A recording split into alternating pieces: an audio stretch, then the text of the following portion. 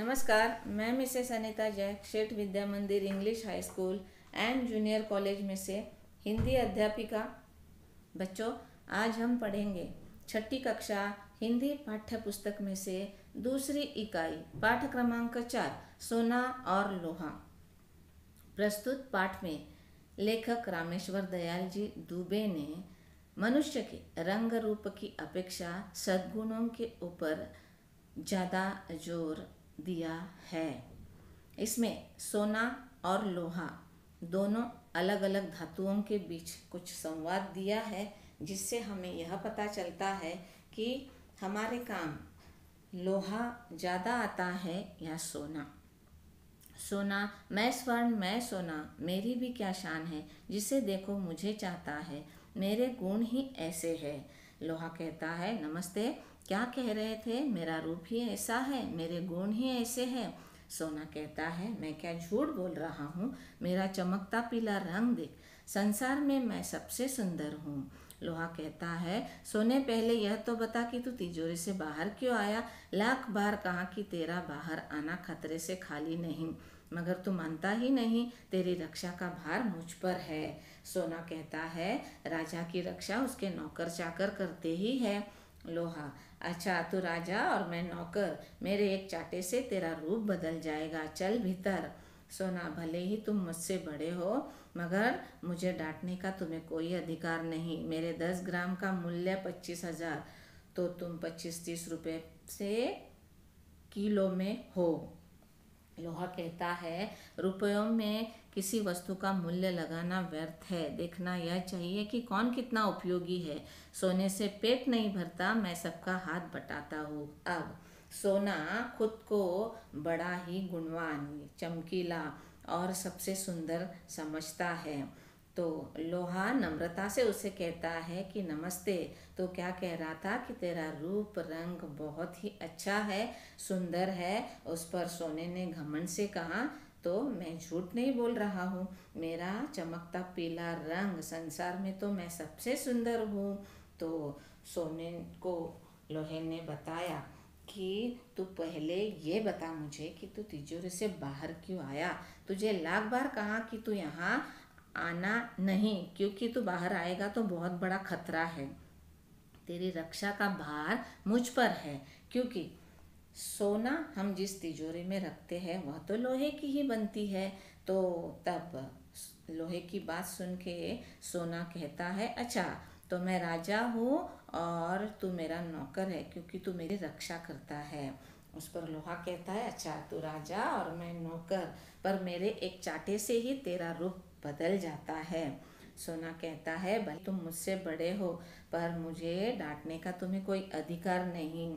अब सोना घमंड से कहता है कि मेरे 10 ग्राम का मूल्य तो है 25-30 हजार रुपये, आज के दिनों में तो बहुत काफ़ी दाम है, पर तुम्हारा तो 30 रुपये 25 रुपये किलो है। उस पर लोहे ने कहा कि किसी भी गुण को रुपयों में या वस्तु में मूल्य लगाना व्यर्थ है। गुण में ऐसे देखना चाहिए कि कौन किसके कितने उपयोगी आता है। सोने से पेट नहीं भरता, पर मैं सबका हाथ बटाता हूँ। उस पर सोना कहता है, अरे, लोहे से कैसे पेट भरता है। तो लोहा कहता है, मैं अगर न रहूं तो किससे बनेगा फावड़ा, कुदाल, खुरपी। मकान बनाना हो तो लोहा चाहिए, युद्ध में लोहे के ही अस्त्र शस्त्र काम देते हैं। कोई बड़ा काम करना हो, लोहे के बिना हो ही नहीं सकता। रोटियां भी लोहे के तवे पर ही सेकी जाती है, सभी कुछ लोहे से बनता है। तो लोहे ने सोने को यह बात समझाई कि किसान अपने खेती के कामों में तो फावड़ा, कुदाल, खुरपी, यह सब जो काम आता है वह तो लोहे का ही बनता है, और युद्ध में अस्त्र शस्त्र जो बनते हैं वह भी लोहे के हैं। लोहे के बिना कुछ काम नहीं होता। मकान बनाना है तो लोहा चाहिए, और तो और रोटियां सेकनी है तो भी लोहे के तवे पर। उस पर सोने ने कहा, अंगूठी, माला, बाली लोहे से ही बनते हैं, उसके लिए सबको मेरी ही तलाश रहती है। मैं तो राजा, महाराज, धनिक यानी अमीरों का प्यारा हूँ, मेरी जगह तो ऊंची है। तू तो किसानों में रहता है। उस पर लोहा कहता है, तू राजा और धनिकों का प्यारा है, मैं किसानों मजदूरों का प्यारा हूँ। गरीबों की सेवा करने में मुझे सुख मिलता है। राजाओं के दिन लग गए, अब तो श्रमिकों के दिन हैं। सोने की यह बात सुन के लोहे ने उसे एक बहुत बड़ी बात समझाई है कि तू राजा धनिकों का प्यारा है, पर मैं तो किसान और मजदूरों का प्यारा हूँ। गरीबों की मैं सेवा करता हूँ और मुझे उससे ही सुख मिलता है, क्योंकि आज हमारे देश में सबसे ज़्यादा ऐसे ही लोगों की ज़रूरत है। तो अब राजाओं के दिन लग गए, यानी वो दिन चले गए, अब तो श्रमिकों के ही दिन है, मजदूरों के ही दिन है। उस पर सोना कहता है, मुझसे तो मेहनत नहीं होती, मैं तो आराम से रहता आया हूँ और रहना चाहूँगा। लोहा कहता है, आराम हराम है। हमेशा कहा जाता है कि आराम करोगे, आलसी बनोगे तो नाकामयाब रहोगे। इसके लिए लोहा सोने से कहता है, तू आराम करता है, तेरे से मेहनत नहीं होगी, पर तू हराम होगा। अब श्रम में ही जीवन की सफलता है। तुमने देखा है मैं कितना काम करता हूँ। मैं कल कारखानों में दिन रात काम करता हूँ। जो काम करेंगे उन्हीं का सम्मान होगा।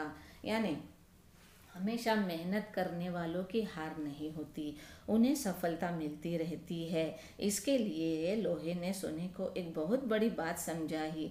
हमारे जीवन में अगर श्रम है तो हमारा जीवन सफल होता है। मैं कितना काम करता हूँ, कारखानों में मैं दिन रात काम करते रहता हूँ मशीनों के द्वारा, और अगर मैं नहीं रहूँगा तो इस दुनिया में कुछ भी काम नहीं होगा। तो मैं ऐसे ही लोगों का सम्मान करता हूँ। उस पर सोना कहता है, तो मेरा अब क्या होगा दादा, मुझे घबराहट हो रही है। लोहे की ये महत्वपूर्ण बातें सुनकर सोना थोड़ा सा डर जाता है और फिर कहता है कि मैं अब क्या करूँगा। तो लोहा कहता है, तू डाल डाल मैं पात पात, डर मत सोने। यानी लोहा कहता है, तू खुद को इतना होशियार समझता है, पर मैं तेरे से ज़्यादा होशियार हूँ, समझदार हूँ। इसके लिए तू डर मत, मैं सदा तेरी रक्षा करता आया हूँ, आगे भी करूँगा, मगर अब तू घमंड करना छोड़ दे।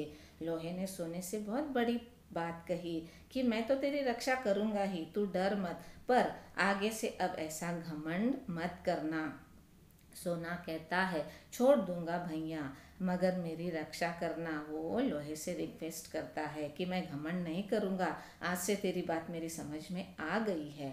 उस पर लोहा कहता है, अच्छा अच्छा, तू मेरा छोटा भाई है ना, चल भीतर चल, बिना पूछे बाहर मत आना। तब लोहे ने सोने को समझाया कि तू मेरे छोटे भाई की तरह है, अब तू मेरी बात मान और तू भीतर चल। तो बच्चों, इन दोनों के संवाद से, डायलॉग से हमें यही पता चलता है कि रंग रूप से ज़्यादा हमारे सद्गुण, और हम यदि किसी के उपयोगी आते हैं तो हम सबके प्यारे बन जाते हैं। यह बात हमें पता चल गई है। आपके लिए होमवर्क है, रिक्त स्थानों की पूर्ति करो। प्रश्न 2, यदि खनिज तेल का खजाना समाप्त हो जाए तो इसके बारे में अपना स्वमत लिखो। धन्यवाद।